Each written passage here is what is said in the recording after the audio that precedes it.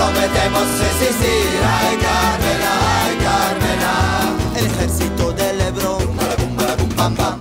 On est devant le ministère des Affaires étrangères à Paris. Pour défendre l'Iran et pour le deuil. Nos compatriotes sont tués sans raison parce qu'ils ont exprimé leur mécontentement des résultats des élections. Vous voyez les photos, ils sont la réalité. Démonstration pacifiste est devenue comment?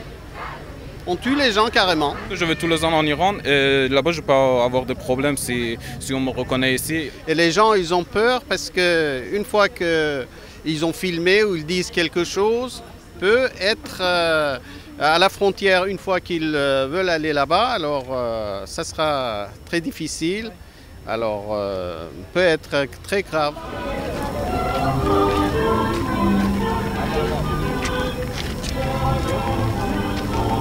On est là pour les soutenir et faire passer leurs images dans le monde entier, en fait, et chacun dans notre pays en tant qu'Iranien à l'étranger. En fait. Et on pense que c'est une grande tricherie, une très grande tricherie dans cette élection.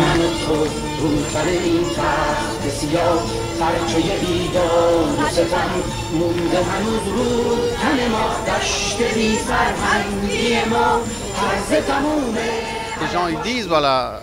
Fraude, pas fraude, mais erreur peut être 1%, 2%, 3%, 5% maximum, pas 53%. Que le gouvernement islamique joue, disons, contre la volonté du peuple.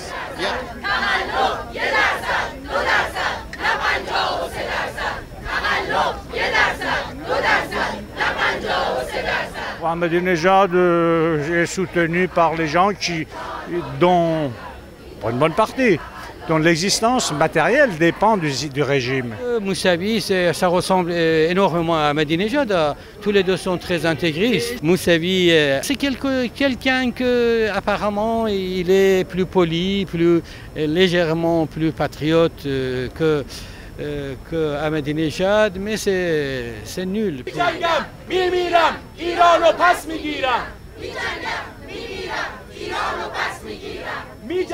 Alors on pense que si monsieur Moussavi arrive, ça ne sera pas un changement vraiment colossal, mais ça sera un pas en avant. Tous les patriotes et les opposants ont été éliminés. Et actuellement, il n'y a pas de leader charismatique pour rassembler toutes ces tendances de l'opposition. Il y a une fissure au sein des seins de pègres dominants.